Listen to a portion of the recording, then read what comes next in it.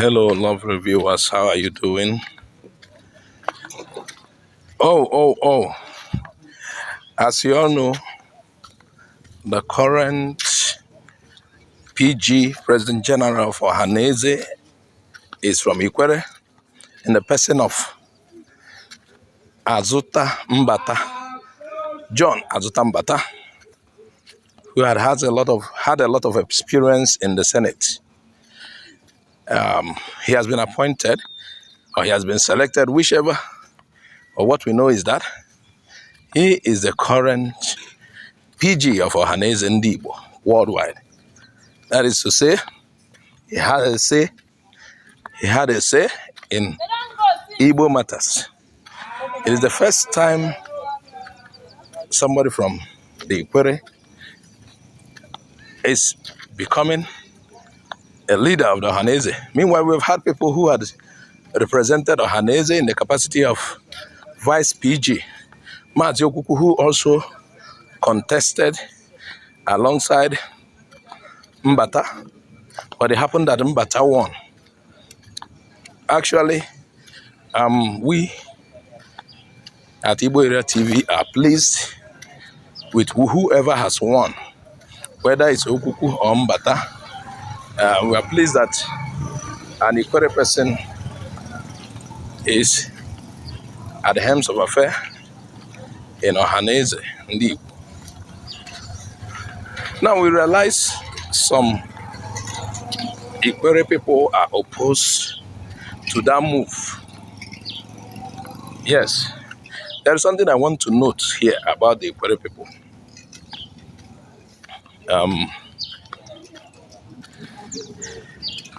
I want people who are coming to this channel to stop telling me, to stop talking about the Ikwere people, that they are not Igbos. Let me tell you what you need to understand. Many Ikwere people identify as Igbo, and there are others who does not identify as Igbo. You got me? Many of them identify as Igbo. And please, stop disturbing us here. The ones who identify as Igbo are the ones we are working with. If you don't identify as Igbo, we are not working with you. But if you want to identify as Igbo, we will work with you. Yes, you are welcome. So that is our stance. The ones who want to identify as Igbo, we are working with them. And just like you are telling us we should not force them, we should leave them to decide what they want to decide. You too should leave those who identify as Igbo to decide what they want to decide. Since that is your model of judgment, that is the way you choose to judge this matter. Like I said, many of them identify as Igbo. And these are the people we work with. We don't force anybody to be Igbo. You saw the other day, one of the people who have major voices in Ikwere, you see them saying they are Igbo. And work with people like that. And there are many of them that identify as Igbo. We work with them. We have not gone to anybody's house to force them to become Igbo. No, we have not done that.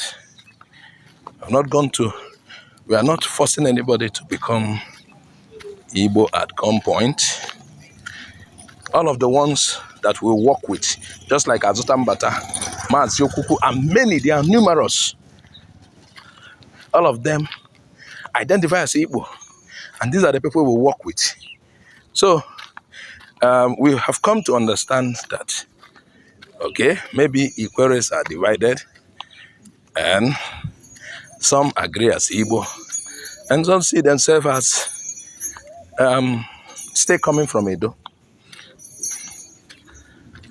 Meanwhile, I want to remind some of them, this is just a reminder, please, I'm not forcing anybody. I want to remind some of them that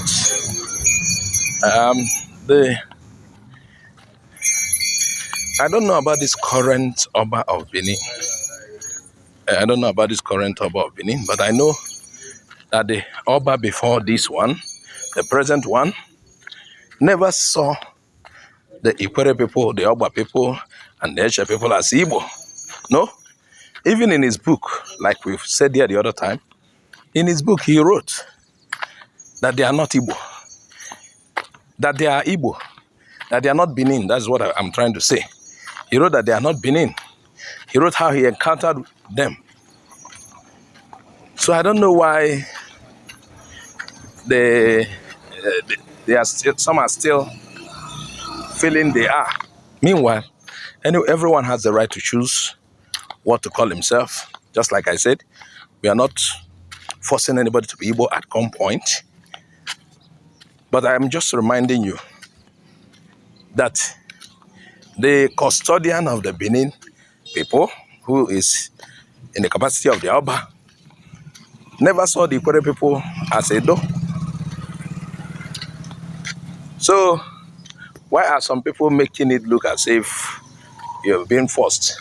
And I like the guy who spoke on this Ikwere thing. One of the major voices. He said they are not being forced to be Igbo. He said they are not Igbo by chance. He said they are not Igbo by mistake. He said they are Igbo just like other Igbo. And he said there is no better Igbo. Yeah, so the Igbo of Southeast is not better Igbo than Ikwere-Igbo. The only difference is that Igbos have dialects. They have dialects. There are various dialects. If you go to Nsukka, you will hear an Igbo different from the Igbo of Anambra. Even the Igbo of Nsukka will be different from the Igbo of Nkano, still in Enugu State. You go to Izi, Ebonyi State, Abakaleke, you will see that if you move from here to here, you will see differences. Just like Ikwere, Oba, you will see differences. And that is what we call dialects. Dialects.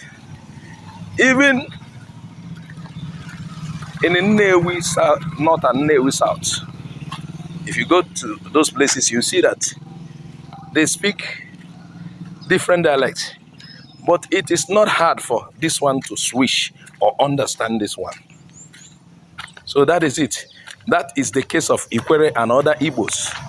Ikwere, Eche, Oba and other Igbos. That is the case.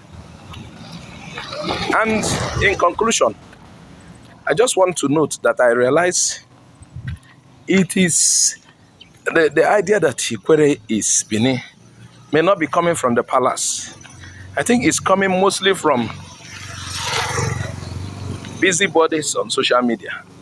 Some busybody on social media. That is where we see this. Some TikTok users, some on Facebook. That is where we mostly see this. That is what I notice. I have not seen the Oba coming to say this or that. Unless the Oba has decided to contradict his father, I don't know. Maybe he's doing that, I don't know. Then he's contradicting his father. If he's doing that, because his father noted that these people are not Benin. Yeah. So that is it. So that is it. That is how I see it. We are still calling on our Ikwere brothers, the ones who are still having this problem of identity crisis. Natanu, we are just telling them to be who they are.